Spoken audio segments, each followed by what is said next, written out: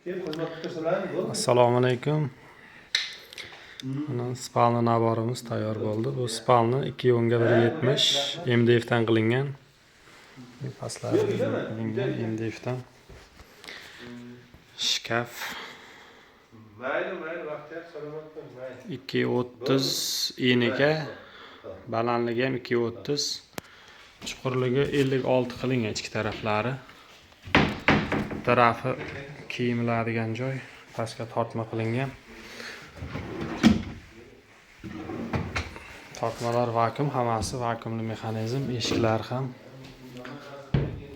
O'rtamiz polka.